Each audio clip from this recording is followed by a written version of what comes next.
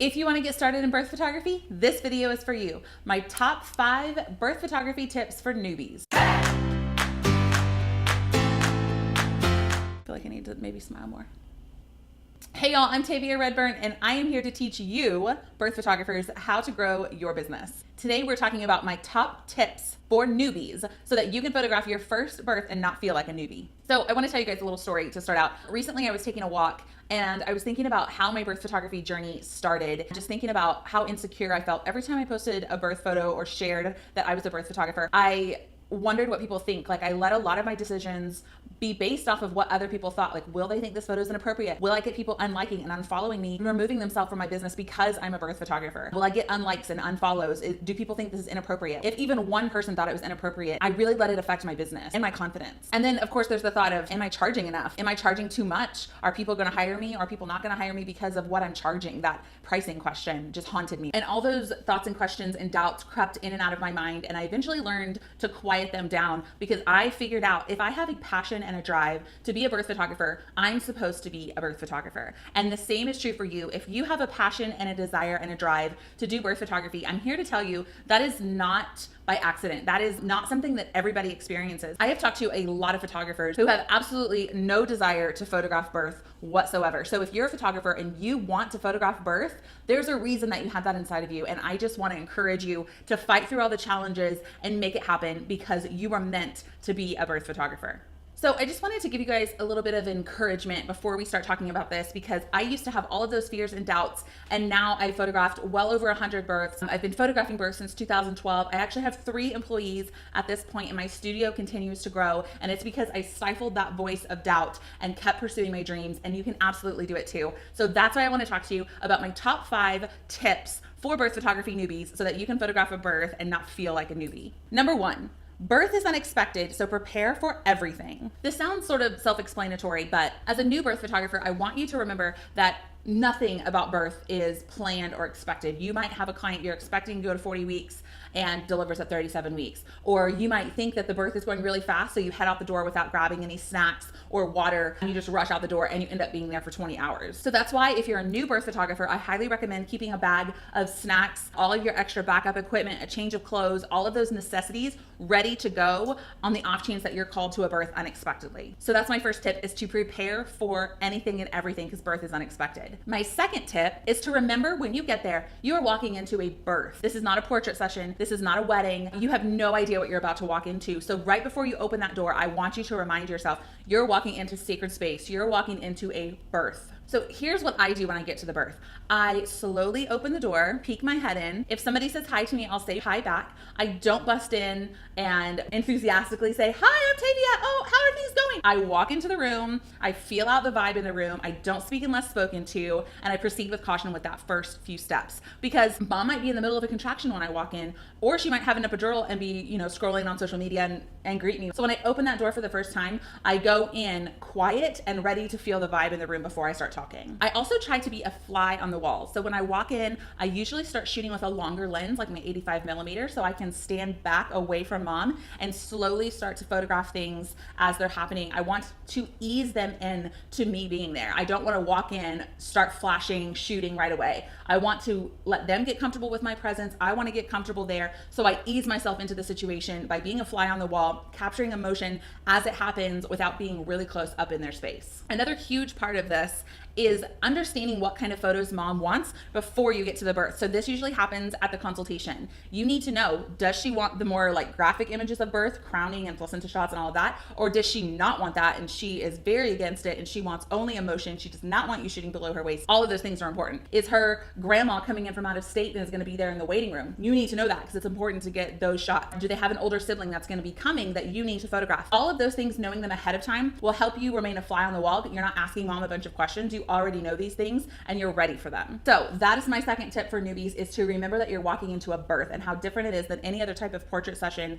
or wedding. Okay, the third thing I want to encourage you is get the details, be artistic, and bring a shot list. I know that sounds crazy to have a shot list, but if it's your very first birth, a lot of times it's easy to get distracted and forget things. So it's totally okay to make a list of things that you want photographed and mom wants photographed and bring it with you. Details are so important at a birth. They really help tell the story. I'm always looking for little details of things that are unique to that birth. So for example, at a birth I attended earlier this year, the mom had a hospital cup and someone had written mom on it. It was just like the generic hospital cup that came at the hospital, but someone wrote mom on it. So I got a shot of her belly in the background with that mom cup in the front. So pay attention to those little details that are happening around you, things that mom is likely not paying very close attention to, but when she has that photo, she'll remember those fun little details. Other details to remember to get, of course, are things like the equipment being used and the exterior of the building, the hallway, the monitors, those kinds of things are just details that I get at every single birth. And of course, mom texting, dad texting is always kind of a fun shot to get, because as our technology changes, it'll be fun to look back and see what texting looked like,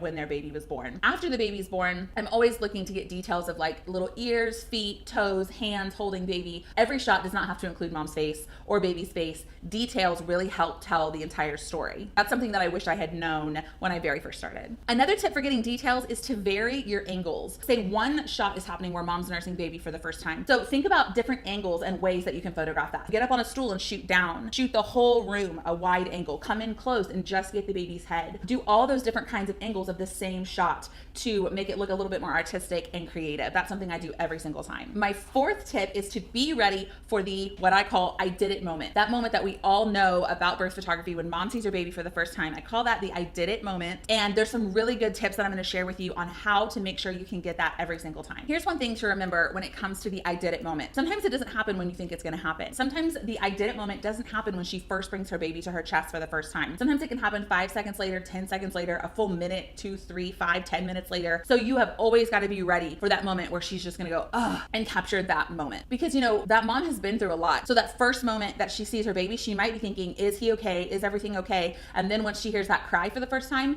is when she has the sigh of relief and is like, holy crap, I just did that. So don't think that I did it moment always happens immediately after birth. Sometimes it's a good 2 or 3 minutes later. So a big part of it is just being patient and waiting for that moment to happen. Some moms don't have a visible reaction, and that's okay too. I never want to shame a mom or make her feel bad for how she reacts in that moment. Just be aware that it might not happen at all, and that's completely okay. She's been through so much, she's exhausted. It's okay if she doesn't have that moment at all. If it's been a couple of minutes and she's sort of just laying there with her baby, sometimes I will say to her, hey, you just had a baby, or hey, you just did that, or way to go, you're amazing. And that will get her to look over at me or let it sink in a little bit more. Take that with a grain of salt. If you have that kind of relationship where you feel like you can say that to your client, I tend to default to not talking at all. But there have been situations where I'll say a little something like that to mom from behind my camera ready to shoot so that she has a little bit of more of a reaction, or she looks over at me or something like that. It's a way to get the emotion without telling her to look at you and smile. Now, if you have a mom who's having a natural birth, that can make things a little bit tricky sometimes when it comes to the I did it moment. For example, if she's delivering on hands and knees, typically she's going to pull her baby up and fall back. So it depends on where your angle is, where you're standing, if you're going to see her face or not. So think ahead a little bit about when she pulls her baby up, where is she going to kind of fall back so that you can be there ready to see her face. In a hospital situation, a lot of times a nurse will come in and start wiping off the baby. So think about where you're standing and where the nurse is going to come in. And sometimes you can't help it, but if you can think ahead and know, okay, this is where the nurse is going to come in and wipe off the baby. So maybe I need a little stool to get a little bit higher, or maybe I need to scoot down a little bit so I can see baby a little bit better. Those things come with experience, but that's why I'm sharing it with you here, because it's things that I've learned kind of the hard way. So just be aware of when the doctor comes in, most likely they're going to raise the bed up higher than when the nurse was helping mom push. So you might need to bring a little stool, or ask them if they have a little stool or chair that you can stand on. Always comply with the nurse's wishes. You never want to do anything to jeopardize the safety and well-being of mom. Photography is always second to that. But if the nurses are okay with you standing on a little stool, ask them where the best place is for you to stand to maintain that good relationship with the hospital and make sure that they understand your priority is them being able to do their job safely. That leads me straight into tip number 5, which is to communicate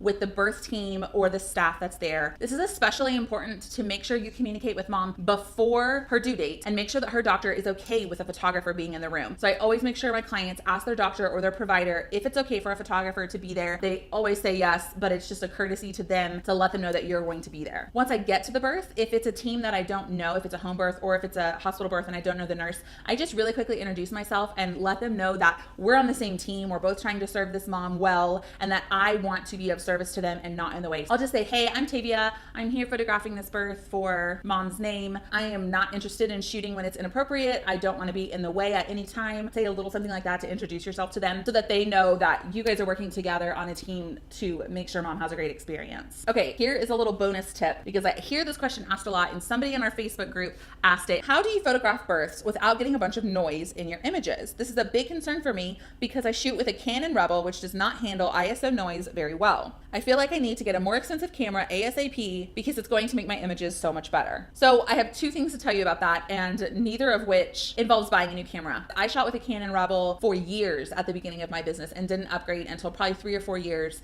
into my business. So you can absolutely get beautiful images with a Canon Rebel or like an entry-level DSLR. My first tip, and this is a little controversial, is to use flash and get comfortable with flash. When I say flash, I mean a speed light, or the type of flash that rotates and allows you to bounce light in the room, not a pop-up flash. If you have the time and ability to get super familiar with your flash, understand how it works and how it can benefit the images, I highly recommend using flash. That's going to significantly improve your images. The second tip is to slightly overexpose your images. A lot of times whenever it's really dark, our images in camera are dark, and then we try to increase the exposure in something like Lightroom or Photoshop, and that just makes the grain even worse. So if you slightly overexpose your images in camera, it's going to make the grain less noticeable. Another question that I see asked a lot from new birth photographers is that this is my first birth and I don't want to mess it up. I want to make sure I do everything right for this mom. How do I make sure I get all the right shots? The emotional images that you see from established birth photographers honestly come from experience. You learn to know when certain emotions are going to happen and when certain things are going to take place. So there is a certain level of experience that comes with that. But don't be intimidated because no new birth photographer goes in and gets it all right every single time. All you can do is prepare the best you possibly can, all the things that we've talked about in this video, and go in knowing you can do the best that you can. Please don't be intimidated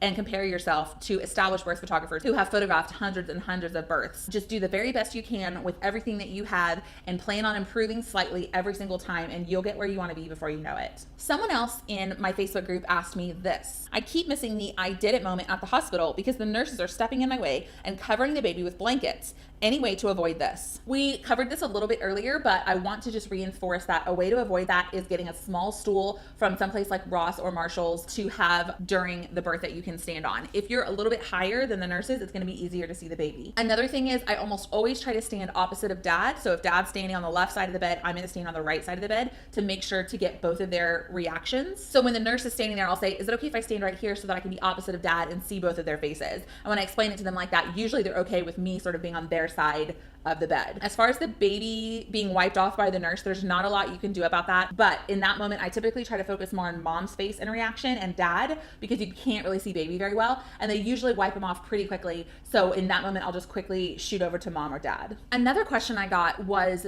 do I pose at all or do I just capture what happens? And my answer is I do a little bit of both. At the very end of the birth, I will say, let's everybody get together for a group shot, for a family shot. I try to get one of mom and baby, one of dad and baby, one of sibling and baby, and then a family shot. Other than that, I'm pretty much just capturing things as they happen. I know most families are gonna want that like final closing image of everybody all together. So I really, really try hard to get that. And if mom doesn't want that, I will say, hey, I know you're really tired, but I think you're gonna want a picture of you and your baby at the end of all of this. And most of the time she's like, okay, you're right. They think that they look tired or they don't look pretty and they don't want a photo of themselves. But once I draw that perspective of you're gonna wish that you had this photo, she complies and says, okay. But most moms want that. Like they're hiring you, they're paying you a lot of money to be there. They want that image of them and their baby and the whole family shot. So those are my 5 birth photography tips for new birth photographers. I hope you enjoyed it and I will see you next time.